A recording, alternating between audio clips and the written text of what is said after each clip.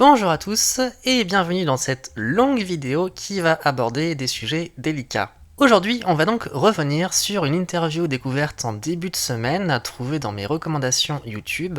Il s'agit de l'interview d'une personne trans, Jade, et les propos tenus m'ont fait bondir sur beaucoup de points. Je réouvre donc la playlist Être ou ne paraître pour clarifier certaines choses à mon niveau et vous apporter une réaction à cette interview avec le prisme qui est le mien et que la majorité d'entre vous connaissent déjà, je pense. C'est parti, on y va. Mon impression principale, c'est que ce phénomène me gêne un peu parce que je le vois comme une espèce de propagande qui utilise parfois les souffrances des individus pour faire leur business sur une société qui va de plus en plus mal. Alors oui, c'est un business. Je le déplore, mais force est de constater que le lobby trans ne produit rien de très intéressant au niveau intellectuel et social.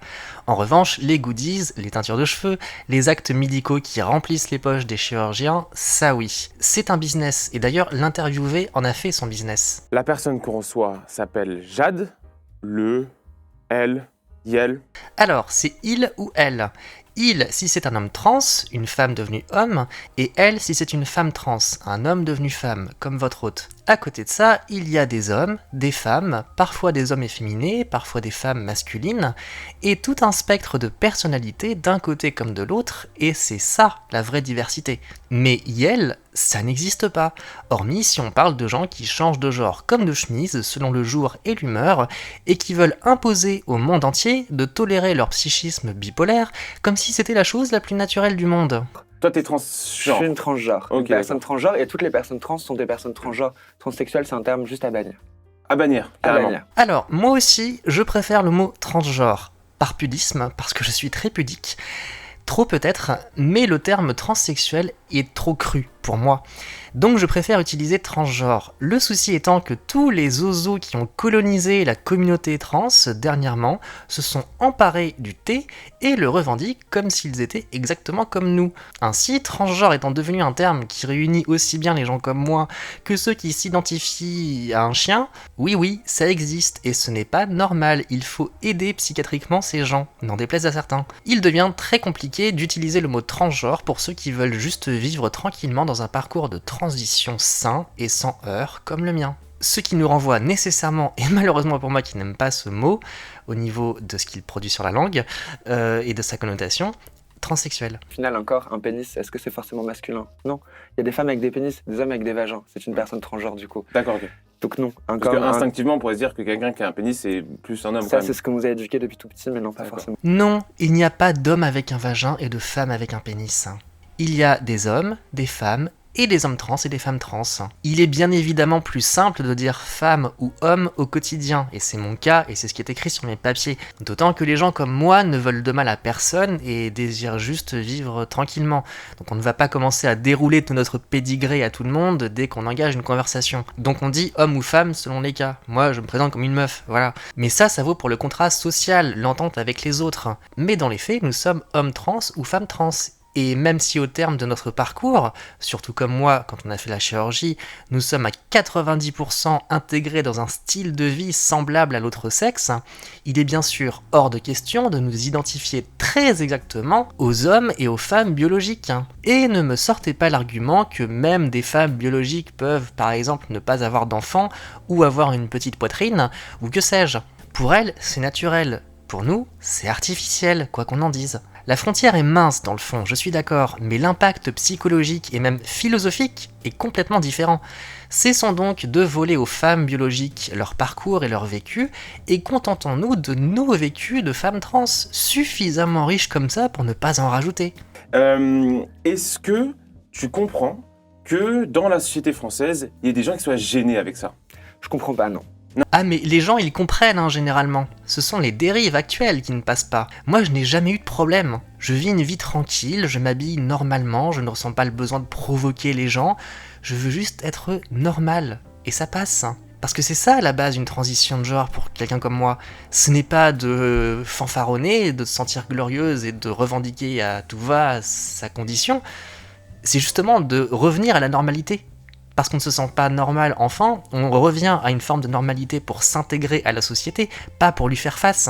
Et hormis quelques cas très ponctuels qui se sont montrés agressifs, en règle générale, que ce soit des proches ou des passants dans la rue ou des commerçants, j'ai toujours le droit au sourire et au respect partout où je vais. Parce que je me respecte moi-même, parce que je respecte les autres et parce que je me suis intégré pour être normal. Là, récemment, j'ai des tournages pour des films ou quoi de prévus où je joue le rôle d'une femme, pas d'une femme trans, Ok, d'une femme. d'accord. Et c'est avec ce genre d'avancée qu'on va finir par faire comprendre aux gens qu'une femme transgenre, c'est une femme. Point barre. Et Alors ça, oui, je suis d'accord, il faut arrêter de toujours caster des personnages trans pour évoquer leur parcours larmoyant et nous passer la pommade. L'acceptation des trans passera par une représentation normale et assimilée au réel de la personne trans, comme ça devait l'être au départ, avant que les pratiques déviantes prennent le pas médiatiquement sur des parcours comme le mien. Très bel exemple récemment, la sœur de Snow dans le dernier Hunger Games. Jouée par une actrice trans, sans aucune mention de son parcours, elle joue une femme, et ça passe merveilleusement bien. ce serait Ou de où- se mettre à la place, Ce tout serait où simplement. ça, par exemple? Des endroits où il faudrait pas fréquenter Ouais, pour un transgenre, quand je sais pas, pour imaginons une que personne transgenre. ou une transgenre, imaginons que tu sois avec un groupe de copains transgenres, vous vous dites, faut surtout pas aller dans cet Il n'y endroit. a pas d'endroit typique. Je pense Ok. que peu importe, N'importe où, c'est un peu... peu importe les religions, peu importe les origines, il y a des bons et des mauvais partout. Ok. Non, c'est faux. Les seuls qui m'ont posé problème sont très exactement toujours les mêmes. Je ne me rendais pas compte du problème avant ma transition, mais dès que j'ai commencé à sortir dans la rue tel que je suis, j'ai découvert un autre monde. Sachant que je passe très bien au quotidien, sans me vanter, parce que si on enlève le filtre de l'enregistrement vidéo, je suis un peu plus élancé que ça et j'ai la voix un peu plus douce. Mais en vrai, ça va, je passe très bien.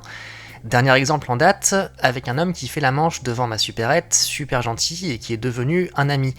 Récemment, je lui ai appris que j'étais trans, après des mois de discussion, et il en est tombé par terre. Mais il n'a eu aucun problème avec ça une fois qu'il l'a su. Et on a même pu commencer à nouer un dialogue et en parler de manière tout à fait légère. Parce que je me respecte moi-même, intellectuellement, physiquement et vestimentairement, parce qu'avant d'évoquer ce sujet, notre relation s'est construite sur une immense variété de sujets parfaitement neutres, sur lesquels on a refait le monde ensemble en tant qu'humains, que citoyens, à niveau égal. Et ça, c'est le cas 9 fois sur 10. Mais pour revenir à ceux qui nous prennent pour des bouts de viande, et pas seulement les trans, mais aussi tout simplement toutes les femmes, 9 fois sur 10, ce sont toujours les mêmes qui m'ont interpellé dans la rue, demandé mon numéro, regardé avec insistance, et même carrément suivi dans la rue. Comprendra qui aura l'honnêteté intellectuelle de comprendre. Mais ouais, ils l'ont très bien accepté. Moi, Ok. je suis leur petite sœur et tout simplement en fait parce que je suis d'une famille qui est aimante et qui aime vraiment leurs enfants et leur famille. Ah ok, d'accord, on en est là. Donc une mère qui refuse ou n'accepte pas tout de suite la dysphorie de son enfant, c'est qu'elle ne l'aime pas. Quel message déplorable transmettons aux jeunes qui regardent cette interview quand on dit ça? Dès le premier refus, les enfants doivent se rebeller? Renier leurs parents? Quitter leur maison peut-être? Et peut-être même se prostituer comme toi pour vivre? Moi, ma mère a très mal réagi au début, et pourtant j'avais 25 ans. Mais à force de temps et de discussions, on a fini par se comprendre, et aujourd'hui elle est mon pilier, mon modèle. Et elle est fière de moi, elle est plus fière de moi maintenant de sortir dans la rue et de me présenter à des proches qu'avant où j'étais une personne morne qui faisait tout le temps la gueule et qui était insupportable. Elle est fière de sa fille, mais ça c'est quelque chose qui s'est construit avec le temps, avec la discussion, le dialogue. Alors attention, je ne dis pas que c'est possible avec tous, et j'ai dû couper les ponts avec certains qui m'ont fait trop de mal malgré mes efforts de dialogue, mais avant d'en arriver là, il faut apprendre aux gens, aux familles et surtout aux enfants et aux parents à communiquer, pas à les monter les uns contre les autres. Jamais de la vie. Et quand on voit certaines dérives qui nous arrivent tout droit des États-Unis, heureusement qu'il y a des parents qui aiment assez leurs enfants pour les empêcher de faire des choix insensés qui détruiront leur vie. Et, est-ce que c'est possible de faire une espèce de chemin arrière, enfin de trucs en arrière De genre... détransitionner. Ouais, c'est ça. C'est possible, bien sûr. Imagine, parce que j'ai vu que c'était pas mal le cas en Suède. T'as beaucoup de gens qui se font orienter vers une thérapie de genre, enfin où tu changes de sexe, et puis finalement c'était trop tôt. Et donc ils veulent détransitionner, il me semble. Bien sûr, Est-ce que c'est possible tout à fait possible de Genre toi, tu détransitionner. pourrais... Voilà, inévitablement, on en vient au détransitionneur. Comment peut-on répondre à cette question avec un tel calme, comme si tout allait bien? Peu importe le stade de transition, juste les hormones ou carrément la chirurgie, une détransition, ça laisse des traces, ça modifie le corps et le psychisme à jamais. Donc non, détransitionner n'est pas à proprement parler possible, et c'est surtout une terrible épreuve mentale, sociale et physique. Il suffit de voir les témoignages des détransitionneurs américains qui se multiplient et qui sincèrement déchirent le cœur. Ces gens m'émeuvent profondément, et de par mon parcours qui lui a réussi, et c'est très bien pour moi, je me sens le devoir de les protéger, d'en parler, de les soutenir, de faire entendre leur voix. Un trans non-binaire m'efface qui multiplie les TikTok en pleurs, parce que, oh mon Dieu, le monde il est dur, aujourd'hui je me sens femme et on m'a dit il, alors qu'hier je me sentais homme et on m'a dit elle. Désolé, mais je ne défendrai pas ça. En revanche, des gens atteints dans leur âme et dans leur corps pour toute la vie parce que le lobby trans les a poussés à commettre l'irréparable, ça, c'est une vraie souffrance. D'ailleurs, les premiers procès ont commencé aux États-Unis et des têtes risquent de tomber du côté des psys et des chirurgiens américains qui ont donné des hormones immédiatement et pratiqué des chirurgies trop tôt sur des adolescents. C'est un fait, ça commence et ça va se multiplier. Et lorsque les dérives de ce business vont être exposées au grand jour, le château de cartes va s'effondrer et certains vont très mal le vivre. Pour le moment, les woke arrivent encore à faire peser le pouvoir de la peur sur les autres et la peur sur eux-mêmes. Un gamin qui s'affiche avec un corps mutilé, des fringues de clown et des propos lunaires, et si en plus il s'est brouillé avec sa famille et n'a plus que sa communauté pour cercle d'amis, aura beaucoup de mal à revenir en arrière et à avouer qu'il s'est trompé. C'est parfaitement humain. Il aurait trop à perdre. Alors généralement, il tombera dans la surenchère pour se valider encore plus, ce qui ne fera que renforcer son trouble et son inadéquation avec le réel. Bref, c'est un désastre psychologique et humain. Mais plus la bulle grossit, plus forte sera l'explosion. Et plus de gens se réveilleront et se révolteront au sein même de la communauté, plus d'autres seront inspirés et parleront à leur tour. Viendra alors l'heure des comptes, et certains vont réaliser pleinement leur responsabilité dans la mutilation d'enfants dont la vie est désormais fichue. Ça va faire très mal, et moi je n'ai pas du tout envie de cautionner ça. Je vais vous raconter une petite histoire à ce sujet. Il y a environ 2 ans, quelqu'un m'a découvert par le biais de ma chaîne et a commencé à me demander des conseils en MP. Une personne en tout début de transition. En fait, même pas, elle en était encore au stade où elle commençait de s'accepter et voulait débuter un parcours trans. Elle disait se reconnaître dans mes propos, donc je me suis dit que c'était une personne comme moi, avec le même prisme de pensée. D'autant qu'elle était père de famille et avait 2 enfants en bas âge. Et puis au fil des discussions, j'ai fini par comprendre qu'en fait, elle n'était pas vraiment dans le même prisme que le mien, et qu'elle cherchait à m'utiliser. Elle ne voulait pas aller voir un psy, elle commençait déjà à chercher des rendez-vous pour faire la chirurgie, avant même de concrètement réfléchir à sa situation, et de commencer la prise d'hormones. J'ai donc fini par comprendre que cette personne voulait juste se servir de moi pour avoir des bonnes adresses, des conseils pour aller encore plus vite dans son parcours, et la frontière a été franchie lorsqu'elle m'a dit chercher déjà un rendez-vous pour faire une chirurgie faciale, pour féminiser son visage. Chose que je n'ai pas faite et que je ne ferai pas, à part peut-être un jour pour mon nez, j'aime pas mon nez de profil, mais bon bref, ça c'est neutre, des femmes biologiques ressentent la même chose. Mais c'est un choix que je comprends pour celles qui ont des traits trop masculins, il n'y a pas de problème là-dessus. Le problème, c'est que pour la personne en question, tout ça allait beaucoup trop vite. Et notamment, je lui ai dit, mais pense par exemple à tes enfants. Tes enfants, ils ont grandi avec un père, et si tu réalises ta transition, ils vont avoir une deuxième maman. Ce qui peut s'entendre sur le long terme, il n'y a pas de souci là-dessus. Mais là en plus, si je comprends bien, en quelques mois seulement, alors que tu viens de leur annoncer, tu veux déjà tout changer jusqu'à ton propre visage. Quel trouble tu vas créer sur tes enfants en changeant aussi vite, je veux dire. Rien que pendant la pandémie avec le port des masques, on a vu que ça a posé un problème pour les enfants en bas âge d'avoir des adultes qui ont tout le temps le masque et de pas voir tout le visage entier ni le sourire.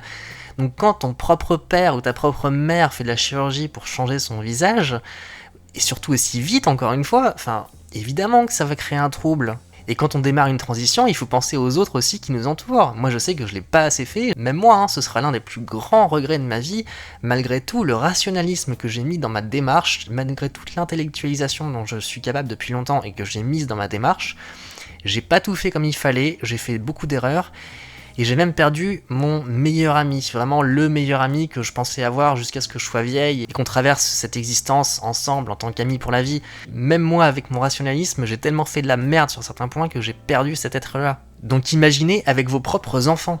Bref, après ça, on a coupé les ponts, et j'ai décidé que ce serait la première et la dernière fois que je me mêlerais d'un parcours de transition. Je ne porterai pas la responsabilité d'avoir encouragé une personne à faire tout ce qui lui plaît sans le moindre recul, au risque que cela crée des tensions dans sa famille, et en l'occurrence dans son rapport à ses enfants. Personne ne peut prendre cette responsabilité, sauf la personne qui transitionne. C'est un parcours personnel, profondément intime, normalement, même si c'est plus le cas maintenant et ça me désole, normalement extrêmement pudique, Et ça devrait ou ça doit le rester. C'est d'ailleurs la raison pour laquelle j'ai retiré toutes les premières vidéos sur ma transition qui datent d'il y a 3 ans. Parce que je les ai tournées à une époque où je me découvrais, où j'étais extrêmement sensible, encore un peu victimaire, même si sur le fond je tenais déjà tous ces propos, et j'ai bien compris que ça pouvait constituer une très mauvaise influence pour certains. En témoigne quelque chose qu'on m'a dit dans le service où j'ai été opéré il y a 2 ans. Une femme trans qui a commencé par l'opération, avant même de prendre les hormones, avant même de contextualiser et d'intellectualiser son parcours, et qui s'est réveillée après l'intervention en disant « Mais qu'est-ce que j'ai fait ?» Et une personne adulte en plus, pas un jeune. Je laisse donc méditer là-dessus les partisans des transitions expéditives et les haters de personnes comme J.K. Rowling qui demandent juste qu'on protège les enfants au fond. Et en général, malheureusement, c'est le cas pour beaucoup de gens aujourd'hui, il faut essayer de pleurer, il faut essayer de pousser les choses pour avoir un accord d'un psychiatre pour qui nous dise oui, tu es bien en dysphorie de genre et ton genre ne correspond pas à ton sexe de naissance. Et du coup, parfois les gens font un peu semblant. Oui. Ouais. Faut faire semblant aujourd'hui parce que sinon ils te disent pas. Faut essayer de pousser le truc le plus possible pour. Alors ça c'est complètement lunaire, mais ça ne date pas d'hier. Déjà en 2016, quand j'ai voulu m'inscrire à des forums pour parler de ma transition, au tout début où je m'acceptais, j'avais fui à vitesse grand V. Pourquoi ? Parce que ça s'échangeait en MP des questionnaires avec les bonnes réponses à donner pour être sûr que le psy accepte votre transition. Heureusement pour moi, j'ai claqué la porte aussitôt, et quelque part c'est grâce à mes 25 années de refoulement, difficile certes, mais au lieu de chouiner H24 dès l'enfance, j'ai dû prendre mon mal en patience, et du coup je me suis intéressé au monde, aux arts, aux sciences, aux gens, au peuple, à la politique, à la philosophie, etc. J'ai acquis un bagage neutre, un bagage citoyen, qui m'a permis d'avoir un esprit construit et critique, autant que possible, avant d'avoir un esprit trans et victimaire.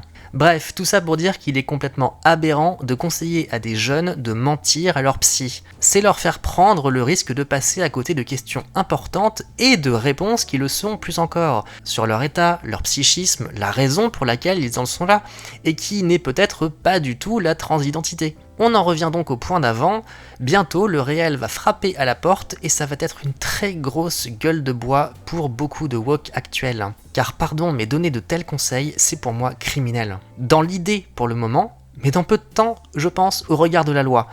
Attention à ce que vous faites et à ce que vous dites. Donc tout ce qui est quelque part un peu la biologie, donc le fait qu'un pénis c'est un homme et un vagin c'est une femme. Et pourquoi un pénis c'est un homme ? Est-ce que ça a été créé comme ça ? On l'a inventé ça. Pénis homme, vagin femme, non, humain. Non, on n'a pas inventé les sexes, c'est justement pour ça qu'on transitionne d'homme à femme, de femme à homme. Non mais... Et c'est justement pour ça que tous ceux qui disent se trouver entre les deux souffrent manifestement d'autre chose.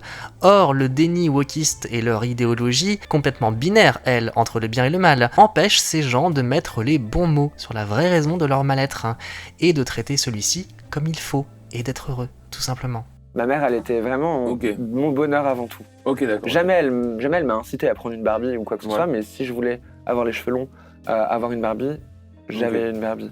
Même si c'est pas bien de genrer les objets, disons qu'elle n'avait pas d'idée arrêtée sur ça. C'est cool. Ok, tant mieux. Tout le monde devrait être comme ça. Non, si tu es trans, tu n'as pas besoin que tes parents mégenrent les objets. Et il va falloir arrêter avec l'exemple des poupées Barbie. Moi j'en suis là aujourd'hui et pourtant je jouais avec des figurines Batman. Et une petite fille biologique qui jouera avec des figurines Batman ne deviendra pas forcément un garçon. En revanche, si les parents en tirent des conclusions hâtives et orientent l'enfant, là il y a un risque. Parce qu'un enfant c'est une éponge, il aborde tout sans comprendre. Il n'y a pas plus bête qu'un gosse. Et en plus il ne connaît pas encore sa libido à cet âge-là. Donc comment pourrait-il choisir son genre et son sexe ? C'est n'importe quoi. Laissez les enfants faire ce qu'ils veulent. Et s'ils veulent jouer avec des jouets de l'autre sexe, dites-leur justement. Parce que peut-être que c'est justement ça qu'ils recherchent pour se confronter à un sentiment ou une idée. Si vous lui enlevez la signification de l'objet, vous lui enlevez le sens de l'utilisation de ce dit objet. Et vous l'empêchez donc de se construire. Or, on se construit en opposition aux choses. C'est la foudre qui produit le changement. Jamais le ciel sans nuages. Ouais. Ok. Ça, c'est une maladie mentale, dysphorie de genre ? La quoi ? La dysphorie de genre, c'est une maladie mentale. C'est pas une maladie mentale. Ok. C'était considéré avant. Ok. C'était le syndrome de Benjamin, on appelait ça. Ok. Et aujourd'hui, non, c'est plus considéré comme tel parce qu'ils ont bien vu qu'on n'était pas fous, quoi. Bah en fait, si, c'est un trouble mental, et il faut justement que ce soit considéré comme tel pour être traité comme il faut. Et la maladie mentale n'est pas forcément quelque chose d'apocalyptique, hein. C'est presque de la psychophobie de vouloir à tout prix nier qu'on a un trouble mental. Dans ma dernière vidéo-série, je parlais de l'autisme par exemple. Si on faisait pareil avec ce trouble, ça voudrait dire qu'il faudrait dire aux autistes « Tout va bien, vous n'avez aucun problème, vous êtes exactement comme tous les autres ». Bah non. Et c'est justement leur différence et le fait qu'elles soient reconnues comme telles qui fait la particularité des autistes et qui les rend par ailleurs si fascinants et source de tant d'enseignement. Et c'est pareil pour la transition. Et avoir un trouble mental, ce n'est pas forcément être fou. Je ne suis pas folle, un autiste n'est pas fou, une personne atteinte du syndrome de la Tourette n'est pas folle. Mais oui, il y a un trouble mental, et on peut vivre avec. Et puis qu'est-ce que c'est que cette idée de faire automatiquement un lien entre maladie mentale et folie? Elle est là la psychophobie, non? Il faut en parler en fait. Ouais. C'est grâce à ça c'est pour ça que je fais ça. Même chez les plus jeunes? Chez tout le monde. Ok. Il faudrait en parler à l'école en fait. Ah ouais, mais c'est dur, Il faudrait c'est qu'on dur. arrête d'inculquer le masculin-féminin. Il faudrait Ouais. qu'on évolue sur ça. Non, pas à l'école. À l'école, on apprend à lire, écrire et compter, à devenir un être humain instruit, raisonné, mais on n'apprend pas son genre. Donc soit ils ont assez d'ouverture d'esprit pour apprendre malgré leur âge, soit, comme beaucoup, ils restent bloqués et ils sont trop vieux, du coup ils apprennent pas. Ok. Donc le mieux c'est d'apprendre directement aux plus jeunes ce qu'est la vraie vie. Mais personne ne se pose cette question, ou en tout cas pas à ce point-là. Si tu n'es pas concerné directement par la transidentité, réfléchir au sujet, c'est juste une perte de temps et d'énergie. Enseigner le respect de la différence, oui, bien sûr.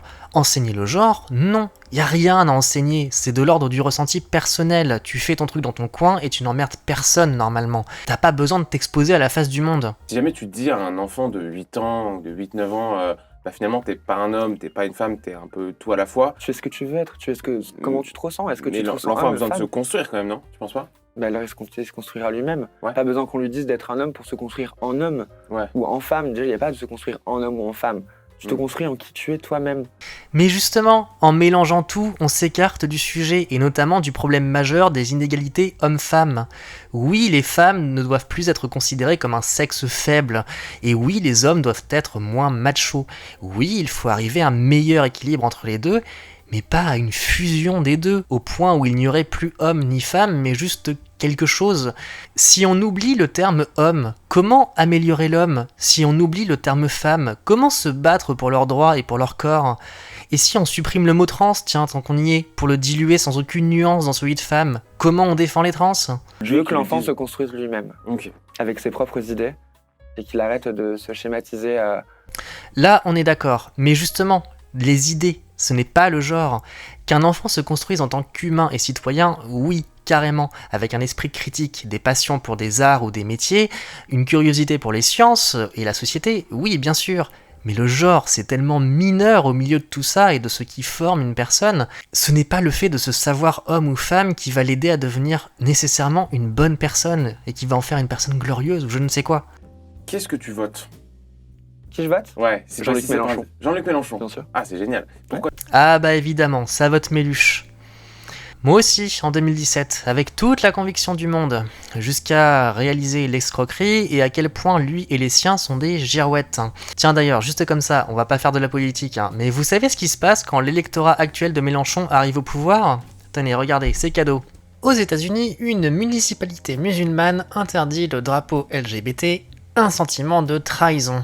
Le conseil municipal de la ville, de 28 000 habitants, désormais exclusivement musulman et socialement conservateur, a adopté une loi interdisant l'affichage de drapeaux ethniques, religieux, raciaux et politiques, à commencer par le drapeau LGBTQ, sur les propriétés publiques de la ville.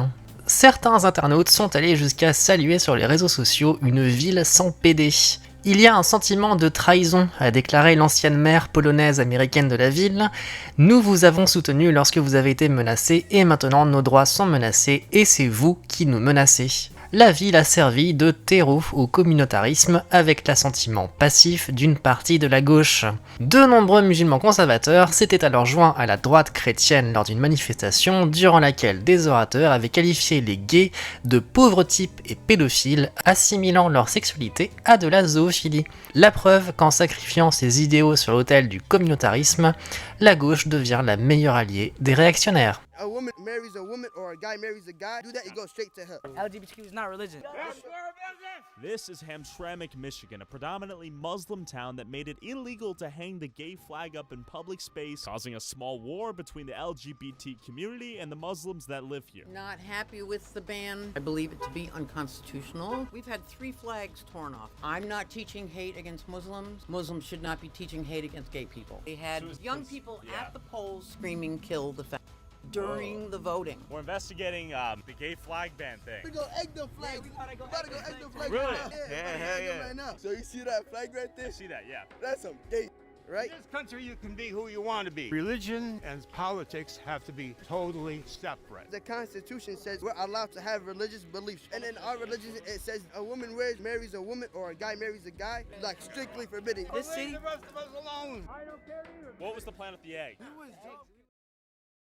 Juste du plaisir, quoi. Ok. C'est du cul. Enfin, je trouve qu'on pose trop d'idées arrêtées dessus. On est trop en train de sacraliser du coup le sexe, alors que c'est juste une. juste on s'amuse, quoi. Ouais. Genre, moi, je couche avec mes amis, hein, par exemple. Hein. Mm. Ça m'arrive, hein, mes très bons potes à moi, et le lendemain, on est repotes. Hein.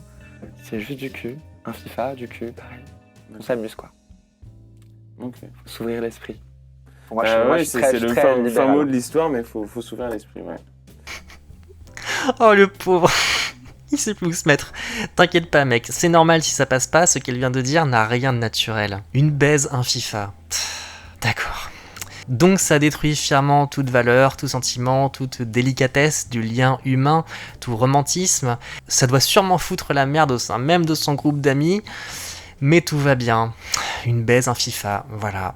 Génial, super exemple. Bref, voilà, je pense que c'était assez long comme ça. Alors, je tiens à préciser que cette vidéo n'est pas contre Jade personnellement, et je vous invite à aller voir l'interview en entier pour comprendre les nuances derrière les extraits que j'ai piochés, car il y en a, un petit peu. Je me suis simplement servi de ces extraits comme d'un socle pour avancer mes propos, qui, je pense, sont importants. D'autant que ça faisait longtemps que je n'avais pas sorti une vidéo être ou ne paraître, et ça m'arrivait parfois d'évoquer le sujet dans d'autres vidéos sur les arts, et notamment dans la dernière vidéo sur South Park.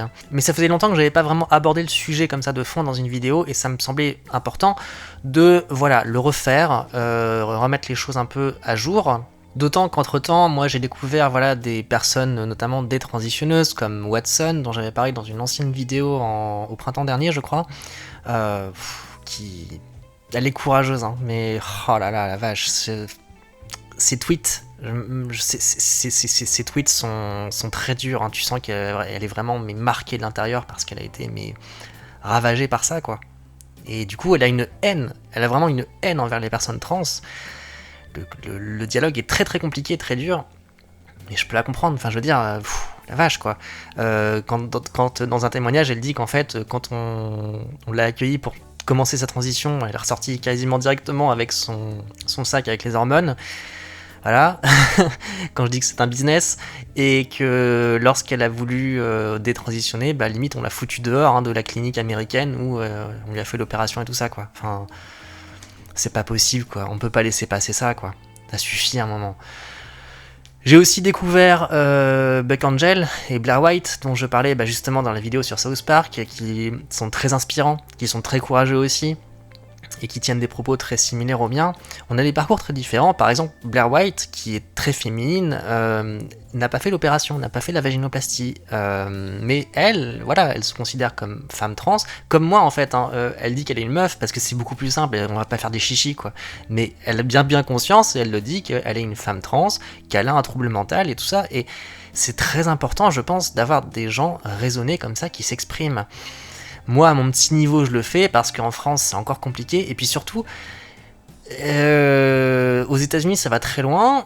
Et comme je l'ai dit, ça a été tellement loin que là, il y a des premiers procès qui vont commencer ou qui ont commencé, je sais plus.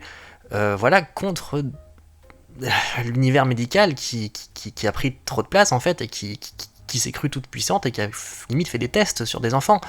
Il y a notamment des témoignages aussi d'infirmières, en fait, qui à la base, le métier d'infirmier qui est magnifique. Et moi, j'ai rencontré des infirmières magnifiques dans mon parcours, et notamment quand j'étais à Rennes, elles sont très courageuses, ce sont des personnes solaires. J'aime énormément le milieu hospitalier.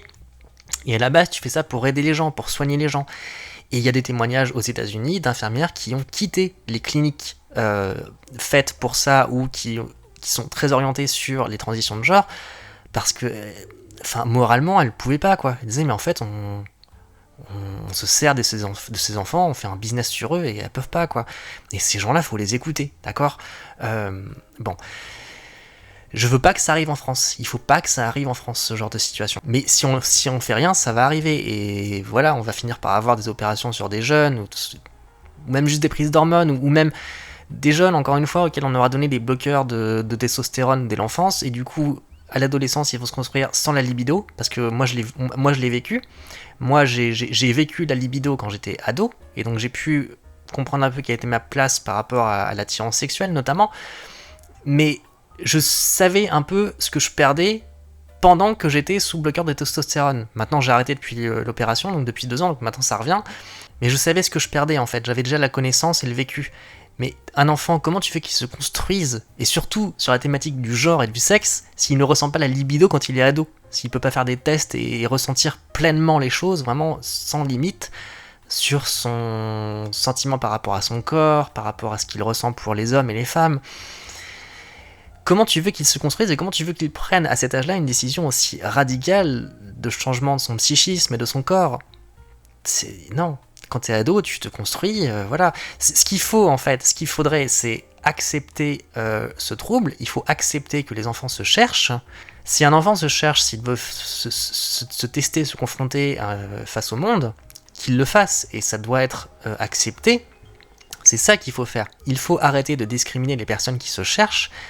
Et en cela, c'est pour ça que j'apporterai une nuance sur les non-binaires, parce que je peux comprendre la non-binarité quand on est adolescent. Ça, je peux le comprendre, parce que c'est un moment où tu te cherches, et je peux comprendre que peut-être, à un moment, tu te dis, ouais, j'arrive pas, peut-être que je sais pas où j'en suis, peut-être. Mais passer ça, une fois que tu deviens adulte, à un moment, il faut faire un choix, quoi. Tu peux pas fonder toute ta vie et toute ton existence sur ça. C'est du néant, c'est du rien. Le genre, c'est du rien, en fait. Il y a rien d'intellectuel à retirer de ça, en fait. Il y a des choses à changer sur le genre, et notamment je parlais des inégalités hommes-femmes, où il faudrait un équilibre, mais il n'y a pas quelque chose d'intéressant à retirer du genre, en fait. Et c'est toute cette génération qui passe son temps à parler de ça, et notamment sur les réseaux, que ce soit en texte ou en vidéo, qui parlent tout le temps de ça, qui s'inventent un nouveau jargon, qui veulent transformer la langue française et mettre des points partout et métamorphoser les mots de manière complètement anarchique pour eux et pour ça. Mais c'est une génération qui est perdue si elle se réveille pas. Ça n'a aucun poids, aucun intérêt. Il faut que les gens, et surtout les jeunes, redécouvrent l'amour de tout ce qui fait le monde, vraiment, en dehors de leur propre petite personne narcissique. Le monde, il est tellement plus que ça. La nature, l'espace, les fonds marins, les sciences, la pensée, la philosophie, tout ça, ça produit quelque chose, ça fait avancer la société, ça fait avancer les politiques, ça fait avancer la vie de tout le monde, mais le genre, ça ne fait rien avancer, et tu ne peux pas construire toute ta vie sur ça, tu ne peux pas. Il faut arrêter de faire croire aux enfants qu'ils sont glorieux juste parce qu'ils ont un genre différent et tout ça. Non, arrêtez, c'est un manque profond d'ambition pour la jeunesse. C'est déplorable, et moi je ne veux pas qu'on continue à aller dans cette direction, et de faire croire à des jeunes que le simple fait d'appartenir à la communauté LGBT, ça leur donne une valeur autre et plus que les autres. Non. Il y a tellement plus intéressant à faire de sa vie, quoi. Il y a tellement plus intéressant à faire, à comprendre, à analyser, à étudier dans la vie, dans le monde, que ça, quoi. Bref, moi, tout ça, voilà, c'était pour résumer un petit peu ma pensée. Moi, j'appelle la communauté vraiment à de la structure, de la cohérence, une vision. Parce que cette espèce de grosse mélasse indigeste là, ça saoule tout le monde, ça saoule aussi des gens comme moi, et on n'est pas les seuls. Et notamment d'ailleurs j'ai vu, parce que j'ai mis plusieurs jours à faire cette vidéo, mais là j'ai vu en fait ce matin, les recommandations YouTube m'ont recommandé, donc apparemment sur la même chaîne, une trans qui apparemment est très semblable à moi dans ses propos, a répondu à Jade. Voilà, a elle aussi donné une interview, apparemment elle est complètement opposée. Je l'ai pas regardée, je la regarderai après avoir mis en ligne ma propre vidéo, parce que je ne veux pas avoir un biais de pensée, voilà. Je veux rester maîtresse de ce que je dis ici, de ma pensée, c'est très important d'avoir sa pensée. Mais voilà, ça saoule tout le monde, et à la limite, si c'était que ça, bon, je veux dire... Mais par contre, là c'est vraiment au niveau de parcours de vie qui vont être détruits, voilà, de gens qui se construisent sur du rien, quoi. Que là, ça va être très très grave, quoi. Si on laisse les choses s'implémenter comme ça dans la société, ça va être quoi la suite, quoi? Ça va être quoi la suite? La transition, le genre, ça ne produit rien de très intéressant. Enfin, c'est pas... Lisez des livres, écoutez des gens instruits...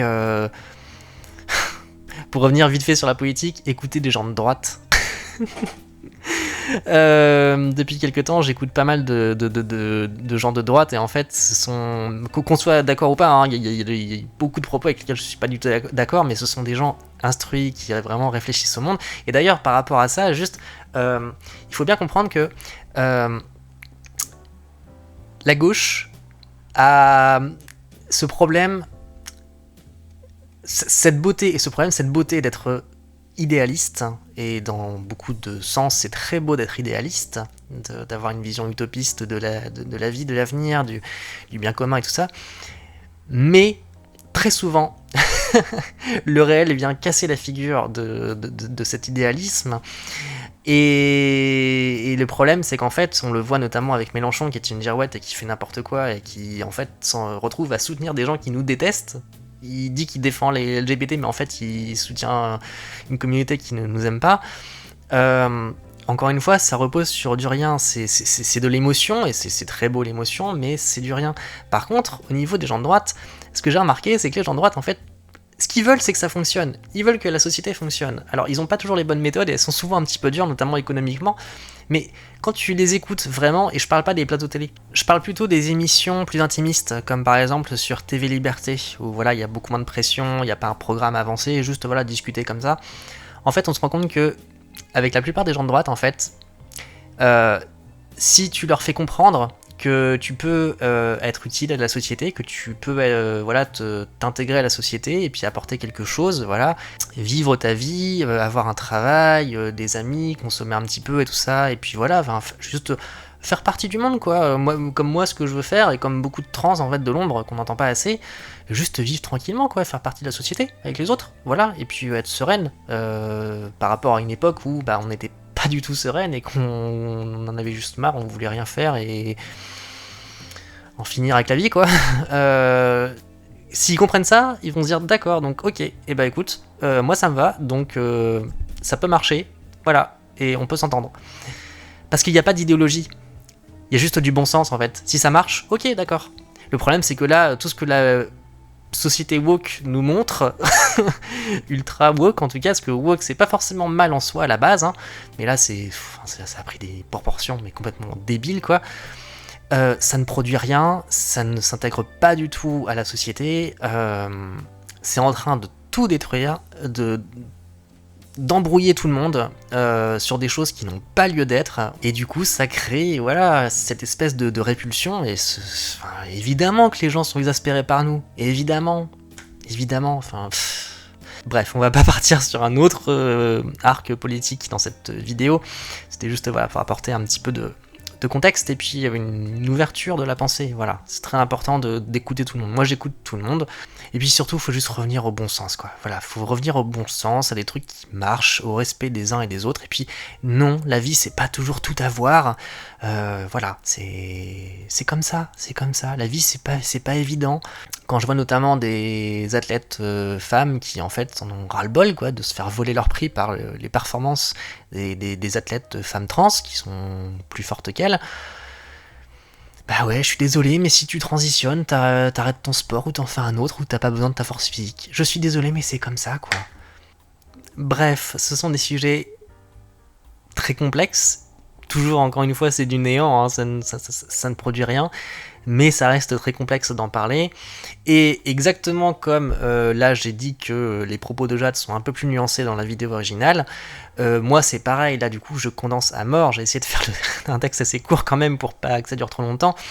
Évidemment qu'il y a de la nuance et qu'on pourrait en discuter encore, mais bon voilà, c'est ça aussi le débat, quoi. C'est tu proposes un truc, hop, tu jettes un pavé, et puis voilà, il y en a qui le reçoivent, d'autres non, et puis voilà, c'est ça le débat, c'est ça le débat. Ça c'est un truc aussi que la génération actuelle a perdu de vue, à vouloir tout le temps juger les gens dès qu'ils disent un truc, si c'est pas ce qui va dans leur sens. L'échange avec les autres, avec autrui, c'est pas tout le temps avoir le bon mot et tout ça, hein. C'est réfléchir, c'est parfois se tromper, voilà, c'est avancer des choses. C'est ça qui fait la vie. C'est ça qui fait la vie. C'est pas juste tout le temps être droit et tout le temps dire ce qu'il faut et tout le temps bien mesurer ses propos. Mais non, il faut un peu de feu dans tout ça. Comme je le disais à un moment de la vidéo, le changement, le mouvement, c'est créé par la foudre. Le ciel bleu, c'est du néant, ça ne mène à rien. Bref, voilà. Sur ce, je vous souhaite une très très bonne journée. Merci de m'avoir écouté jusqu'au bout. Voilà. Bon courage à tout le monde, que vous soyez homme, femme trans, femme trans. Bon courage à vous, la vie c'est dur, et ouais, c'est comme ça, mais bon, bah écoutez, on a chacun nos problèmes. L'important c'est juste de se respecter chacun, voilà, mais aussi de se respecter soi-même et de ne pas non plus tout le temps chercher à dominer tout le monde. L'important c'est le vivre ensemble, le vrai vivre ensemble, la vraie diversité, la vraie inclusivité. Et je suis désolé, mais à la vitesse où ça va, et tel que ça va, ça n'est pas du tout du côté des woke et de leur inclusivité très sélective, finalement. Bref, sur ce, je vous souhaite une très bonne journée, prenez soin de vous, et à bientôt. Salut!